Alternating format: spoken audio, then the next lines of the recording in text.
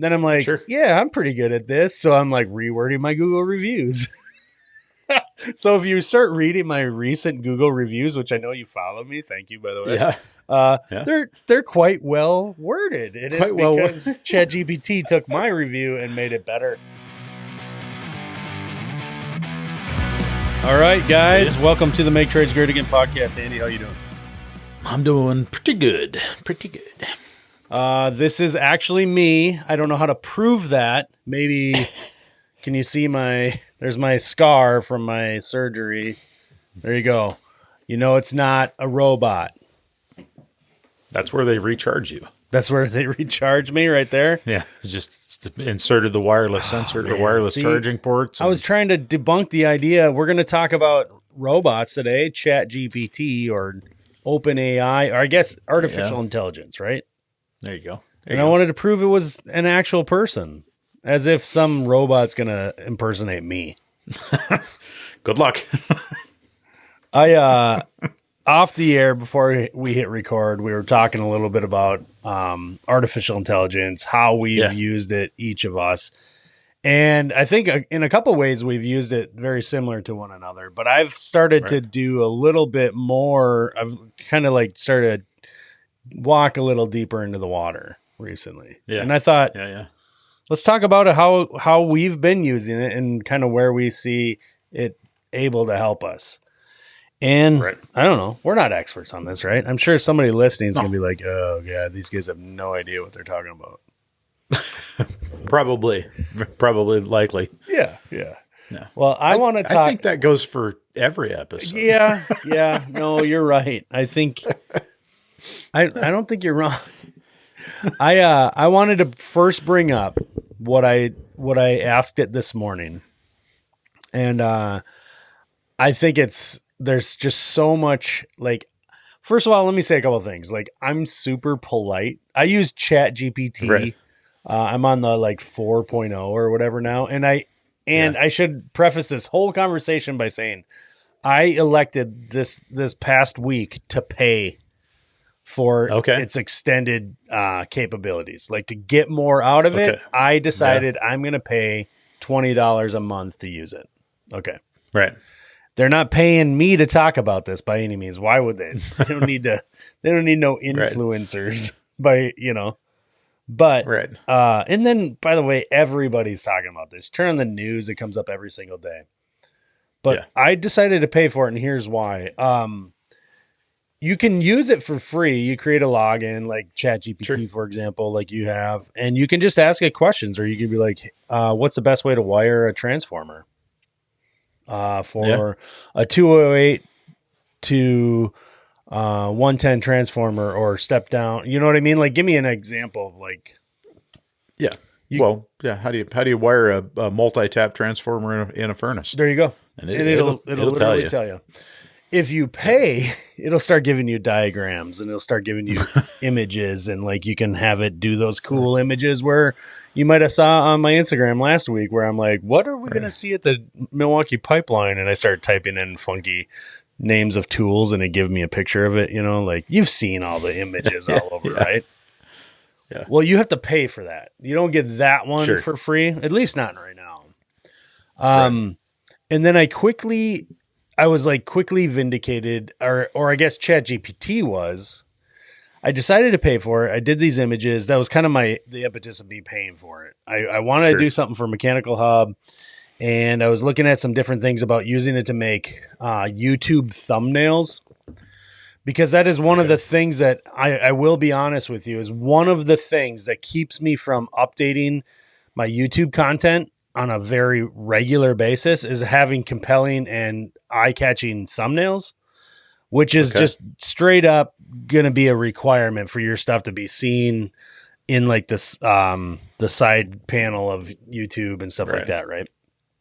Unless you have some like major subscriber following, you're not going to get there without good thumbnails. So, I decided, you know what? I can have ChatGPT help me with these things. But it's a paid service. And it turns out when I found out when you start paying for it, there's like a dozen or more different versions of ChatGPT. Not just like 1.0, 2.0, 3.0, but there's like GPT video. It'll help you fricking make a video. I'm not even kidding you.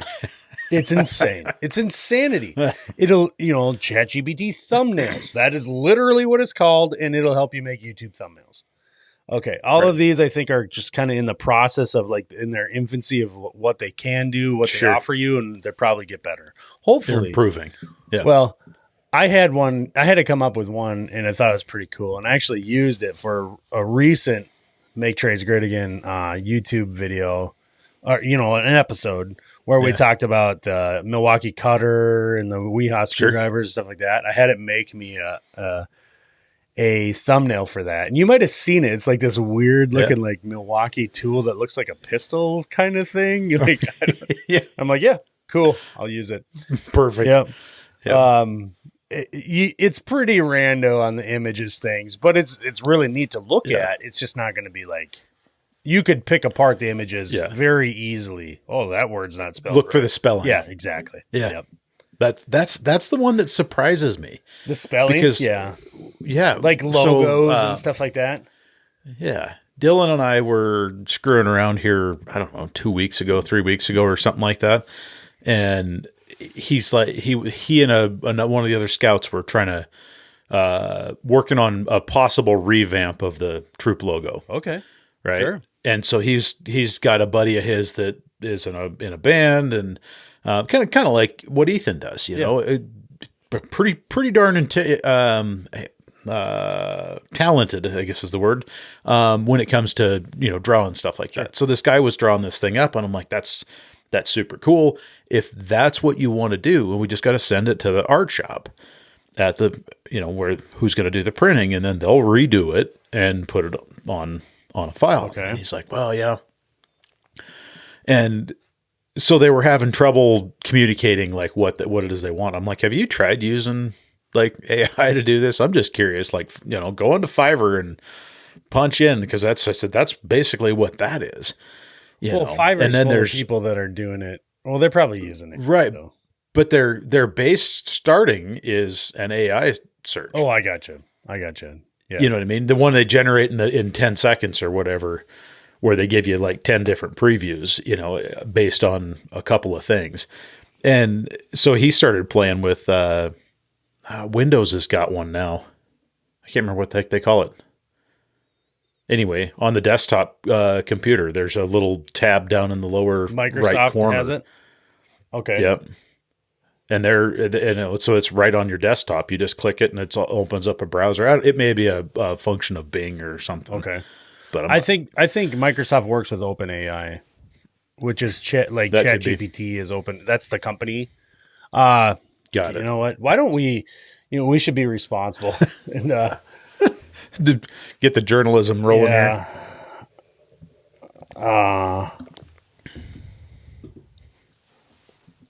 I'm just going to type it in. Microsoft AI powered by Azure. That's Azure. The one. CoPilot. And it's CoPilot. CoPilot AI is the one that's okay. I saw. And it's I don't think it has anything to do with OpenAI, and I apologize for that. Okay.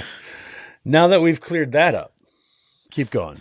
So he used Microsoft. So I mean, we kind of rolled through a few of those, and it came down to basically saying, make me a logo for, Troop 1909 in Missoula, Montana, and include mountains and someone hiking in the logo. I can see and it the came logo back, now. and it came back. Yeah, it came back with some really cool looking logos. They were very complex. To the extent where, screen printing would probably you got to simplify them. Not be great. You could probably filter that out though. Like, that it is friendly for screen printing and embroidery, something like that. Yeah. What surprised me though, is that almost every word in it was spelled wrong. Yeah, absolutely. And I was like, interesting. What's going on here? And then I thought, I wonder, is this part of that paid, non-paid? Well, I wonder if it's more of a copyright licensing kind of thing. I'm not sure. That's the first thing that came to my head when I started making those Milwaukee Dual images. Like, Did it spell Milwaukee wrong when you? On one of them, it is not all of them. No, Yeah. not on every one Yeah. of them. Yeah. It was like M18 logo was close, but it was off just enough, and I think that's on purpose.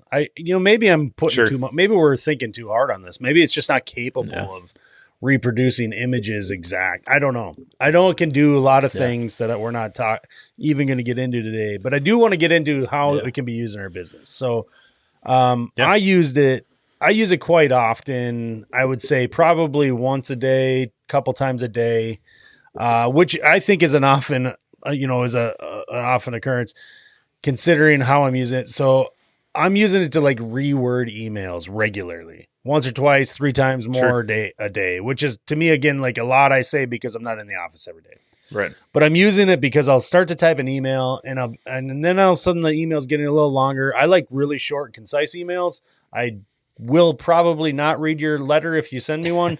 And I think there's a much faster way to get to the point often. Sure. But I say that and I acknowledge this.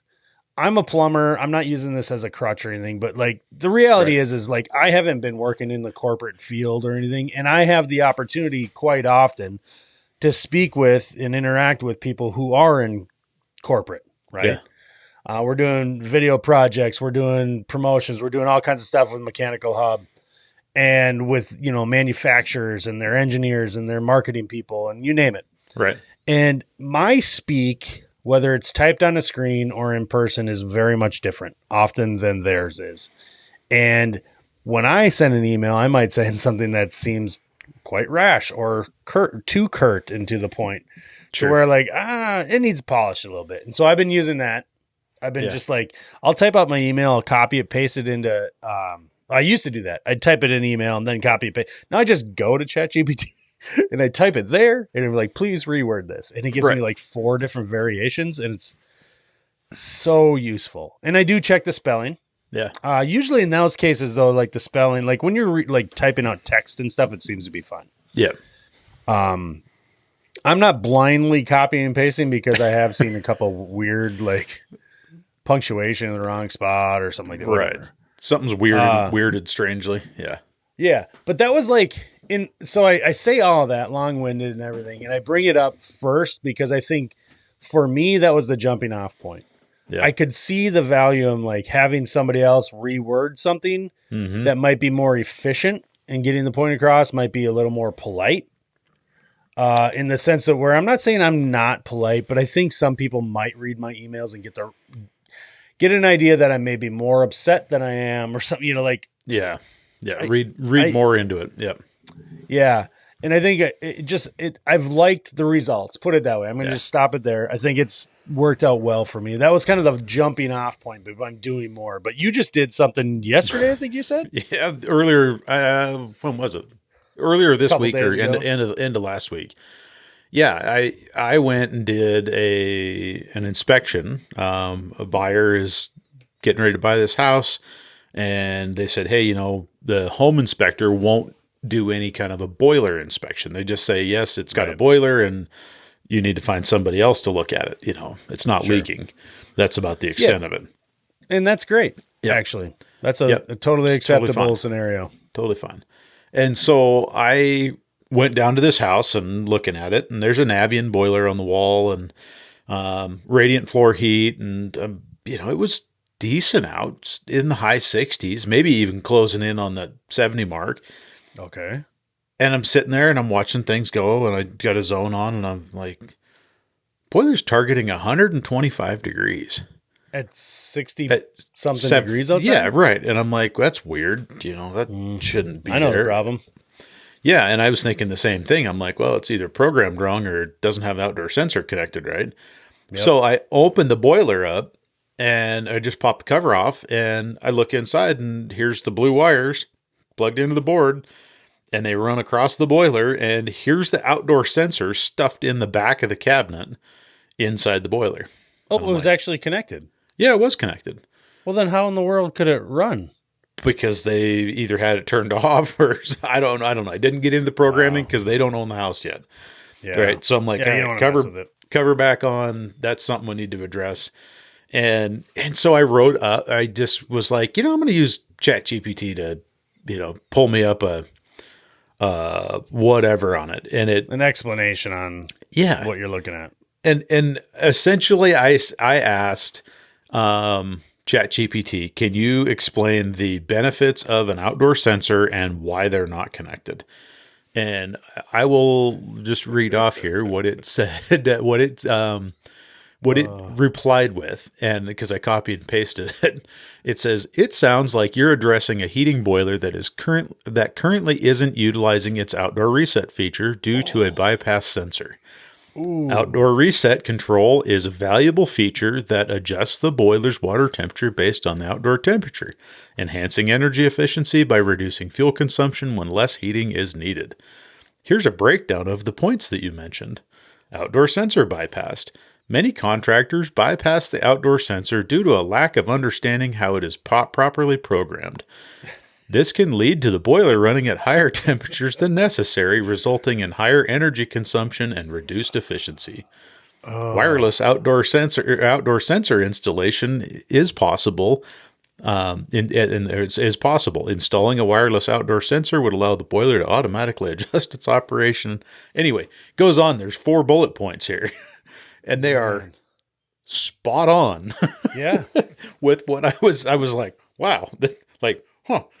I guess I couldn't have said it better myself. Right. No, go ahead. And it seems appropriate and easy enough that, you could send it to basically any homeowner and say, hey, this is why we should hook this up. Yeah, it's exactly. I mean, it's worded nicely. It's probably more efficient than you typing that all out. As long as you read through it and Oh yeah. And it doesn't include anything you don't need, or it's not, worded improperly. Right. Yeah, that's a super useful feature. I did something recently just ahead of this recording just to see what it came up with. And I'll get into some of the other examples too, but as it relates to what you just did, right? And so I heard you say, like, I used it to tell me, like I asked it about outdoor reset and it told me all this stuff. And I'm like, right, holy crap. You and I have sat in the same classrooms years and years and years ago where we were both learning right. outdoor reset and the importance and how to use it, and really just you have to trust it, that kind of thing, which is the misunderstanding of how it works, and then the trust. And the trust is always based off of the misunderstanding. So those two hand in hand are why people aren't using it almost 9 out of 10 times. There are systems, of course, where you don't need it. It's just, it ain't going to help you. Right. But so I prompted Chat GPT to help me based off of your scenario. So I just this morning said, can you help me troubleshoot an electric water heater that doesn't seem to be working? The customer says it's running out of hot water after only a few minutes, but it's 80-gallon capacity. It gave me 9 steps. Each step has at least 2 bullet points on how that further explains each step. And then it gives you a summary, and I'll just give you a couple of them, and then I'll give you the summary. So 1, check the power supply. And then it goes through circuit breaker and power switch. Okay. So like a disconnect. Sure. Then inspect the thermostat settings. Temperature settings. Ensure thermostat set to desired temperature, typically around 120 degrees Fahrenheit, 49 C, dual thermostats. If the heater has upper and lower thermostats, make sure both set correctly, blah, blah, blah. Okay, so it goes through this 9 steps. The last one's inspect for leaks, okay, which makes total sense too. And however you want to go through this order of operations, it's telling you things like sediment buildup, dip tube, loose wiring. Here are the summaries of the steps. Verify power, check thermostat settings and functions, test heating elements, check for and remove sediment buildup, inspect and possibly replace the dip tube, ensure all wiring connections are secure, access hot water usage and demand, test thermostats, look for leaks. That was the summary after some very good, in my opinion, information, which brings me to this. I'm not suggesting that ChatGPT could ever replace real instruction from other experts. That's not what I'm saying. Yep. But like your example of, can you help me come up? Your intention was like, I don't want to have to type this out because if I do, I'm going to go. It's going to be an hour-long dissertation written in an email inspection report.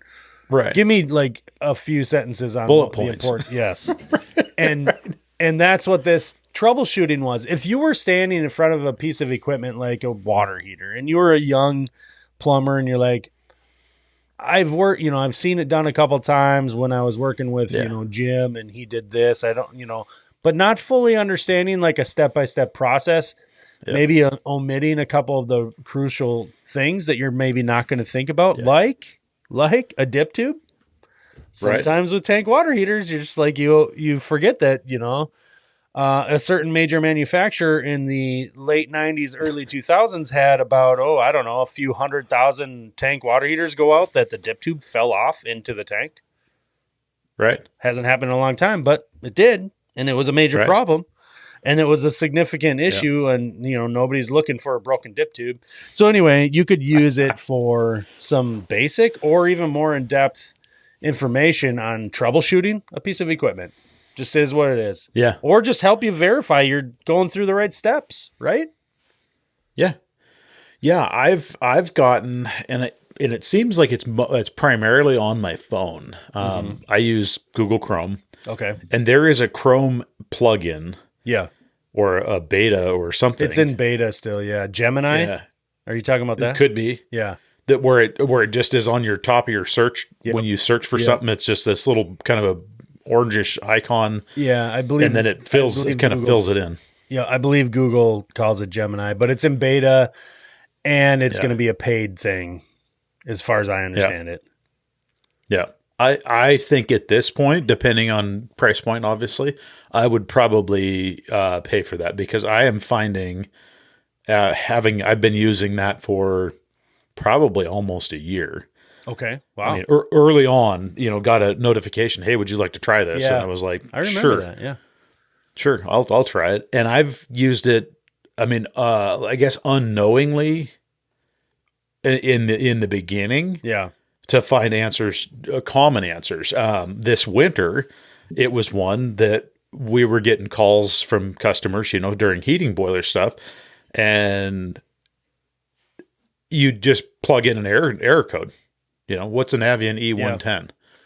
Right. The response, and boom, here. They're super thorough, gives you things like videos, all the things you suspect or expect out of like a Google search result, but faster and way more. Like it eliminates like the companies that are trying to sell you service on. There's no sponsored. Yep. Yeah. It's super. Eventually that will be there, I'm sure. But and Apple just announced this week that they're putting what they call Apple AI on their new iOS 18 or something like that. And like it's neat that you said that because it's perfect segue into like the Apple thing and our phones and just moving forward.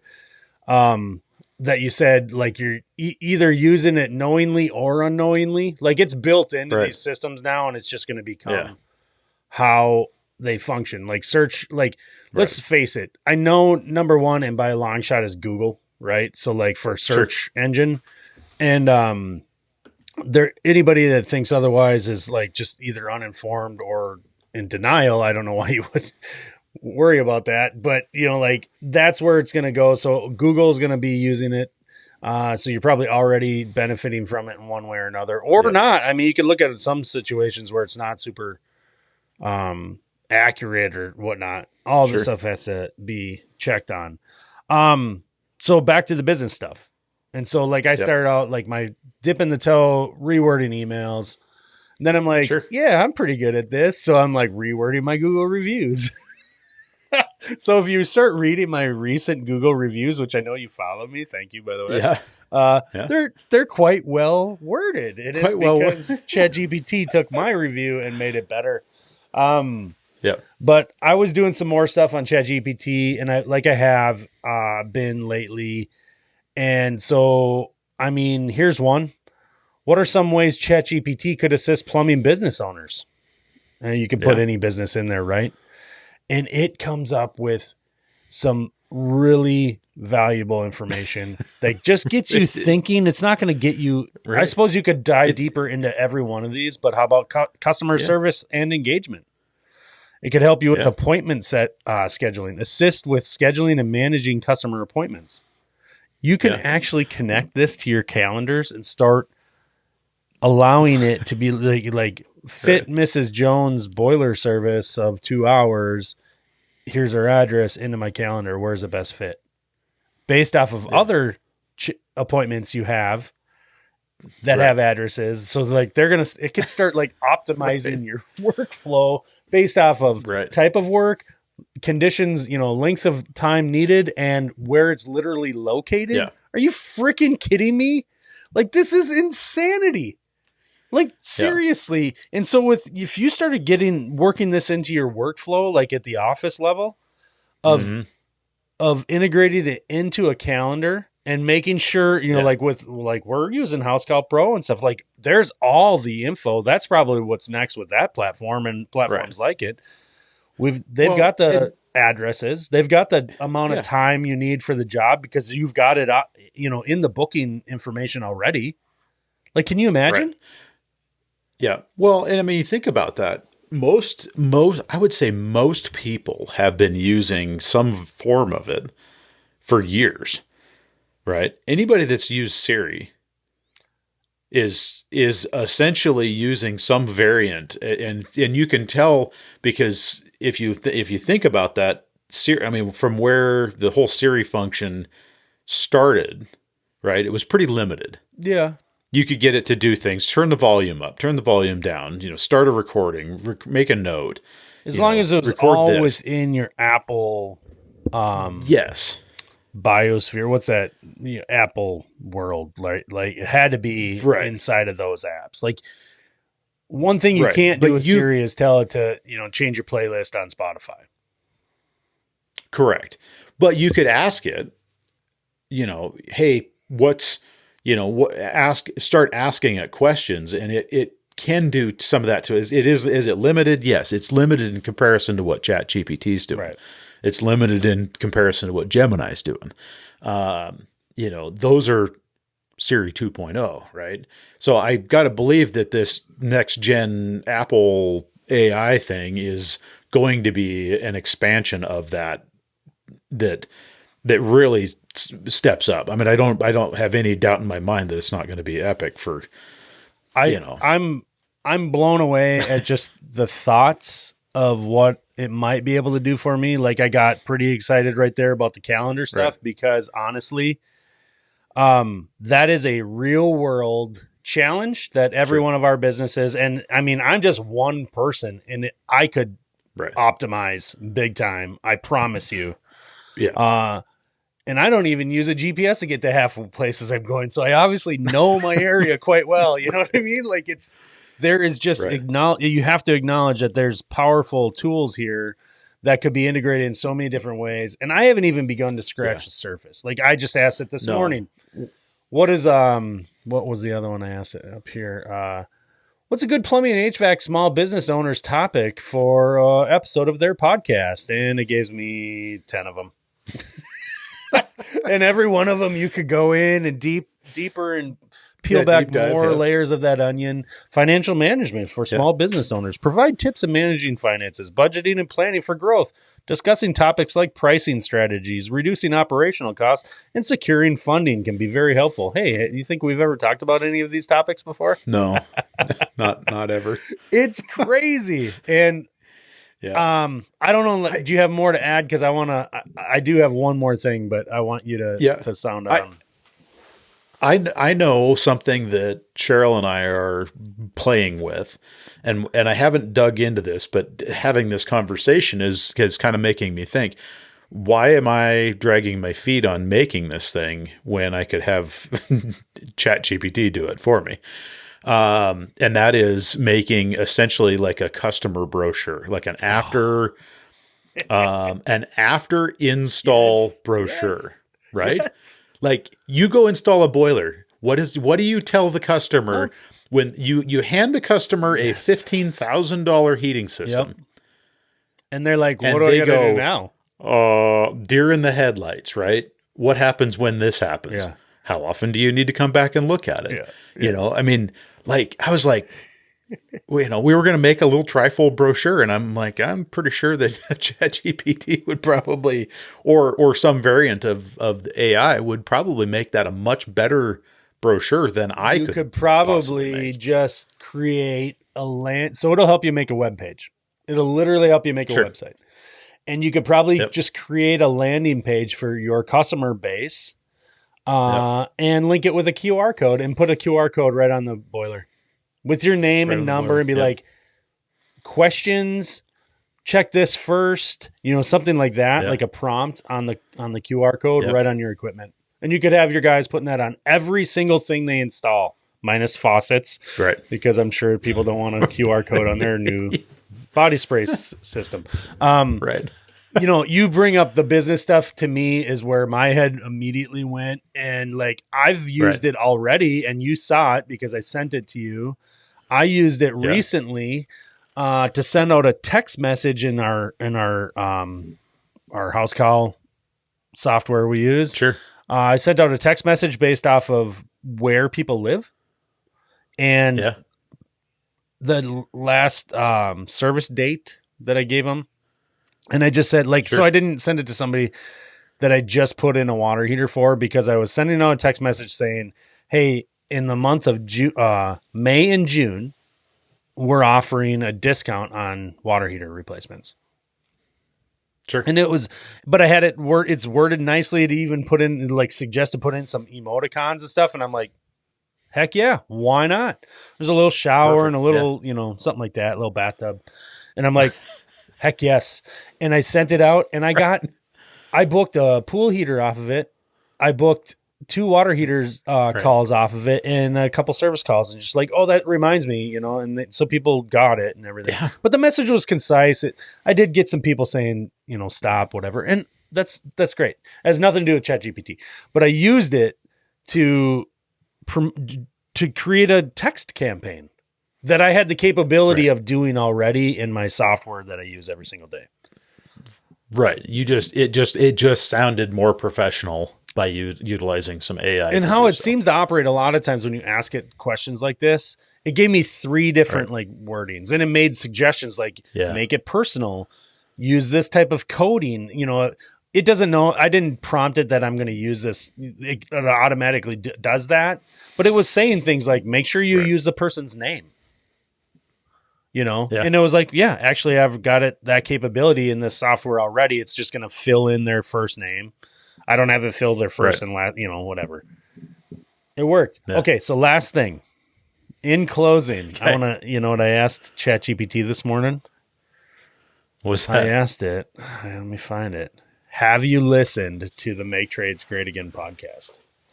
So this is the latest version of ChatGPT, ChatGPT 4.0. 4.0. And it said, yes, I'm familiar with the Make Trades Great Again podcast. It's a podcast that focuses on the trade industry, covering topics related to plumbing, HVAC, and other skilled trades. The hosts, who are experienced tradespeople themselves, discuss industry trends, share tips and tricks, and provide valuable insight for those working in the trades. It's a great resource for both seasoned professionals and newcomers to the field. If you have any specific questions about the podcast or need recommendations for particular episodes, feel free to ask. What? Wrap that baby up. You can hit stop. Oh my God. That's crazy. So I want to put out there to anybody watching or listening, remind those that listen that we do put these episodes out on YouTube. Hopefully each week, if I can get to it. I try to do it weekly. On YouTube, the Mechanical Hub YouTube channel has these episodes in video format. If that's what you like, we would appreciate it. I would greatly appreciate it if you at least checked it out or subscribe to the channel. And then, of course, in your podcast app, wherever you're listening to us, there's just a link right there that says you can send us a text message. You don't even have to DM us over on Instagram like you can. That's there too. But you can actually just send us a text message and we'll get it. And you just ask a question or, whatever. Reach out to us that way. We'd love to hear from you, especially on this topic. So we've been talking a lot. We repeated a couple topics like EVs. Those are interesting. I got some good feedback. That's on great, that and I too. can't wait to dive into that feedback in another episode. And also, I want to hear feedback on the ChatGPT stuff, or like the AI stuff, right? I keep saying ChatGPT. I Yeah. know it's a brand. That's the one I'm using, right? I think it's Right. already become the Yeah. Kleenex, or it's close. It yeah, it's You close. know. Yeah. But anyway, feedback on this topic, maybe how you're using it. If you can help us out, hit me up. I'd really love to learn more on what you're doing, and I know Andy would Yeah. too. All right, Absolutely. dude. You good? That's a good This is topic. a fun Yeah. one. I think I'm excited about it. Yeah. Obviously, yeah. It's good for Yeah. my ADHD. Put it that way. That's right. There's so many That's right. possibilities. All right, I'm gonna hit stop now. So many. All right, see Do ya. it.